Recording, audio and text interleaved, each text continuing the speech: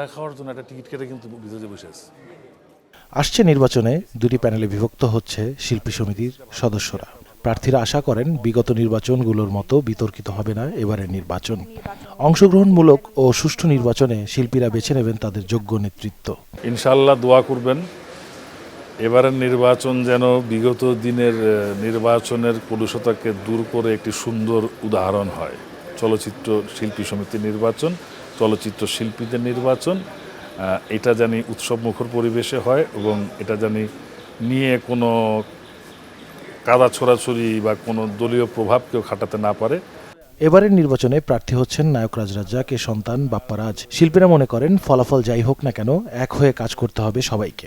বিগত দিনগুলোতে দেখেছি যখন রাজ্জাক সাহেব, আলমগীর সাহেব ওনারা যখন নির্বাচন করেছেন, যখন পরবর্তীতে মান্না ভাই, সাকিব খান, রুবেল ভাই, মিজু ভাই, যে পরিবেশে নির্বাচন হয়েছে উৎসবমুখর পরিবেশে সেরকম নির্বাচনই হবে এবং আমি মনে করি যে সেই নির্বাচন সবাই আমরা সানন্দে গ্রহণ করব যে এই ফলাফলই আসুক। একটা একাডেমি দেওয়ার ইচ্ছা আছে যে ওখানে নাচ গান অভিনয় তারপর মেকআপ সব কিছুই ফাইট সব কিছু ওখানে শেখানো হবে এবং সেখান থেকেই ওরা যেন সিনেমাতে আসতে পারে নায়ক নায়িকা অভিনেতা অভিনেত্রী মেকআপ আর্টিস্ট সবাই যেন ওখান থেকেই সুন্দরভাবে একটা সার্টিফিকেট নিয়ে আসতে পারে সেই ব্যবস্থাটাও আমাদের ইচ্ছা আছে প্ল্যানের মধ্যে আছে।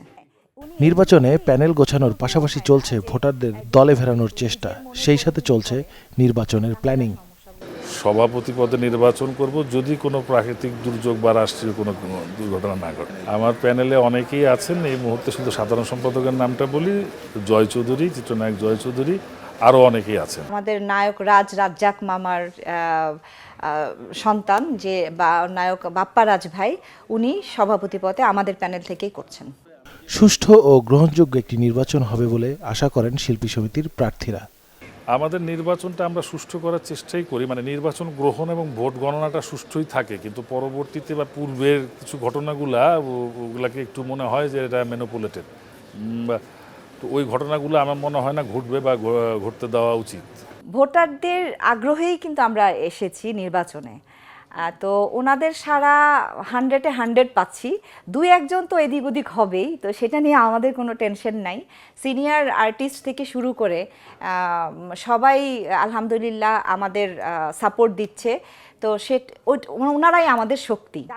রুম্মান আব্দুল্লাহ, চ্যানেল 24, ঢাকা। হ্যাঁ, নির্বাচন উনিও তো সেক্রেটারি পদেই ছিলেন।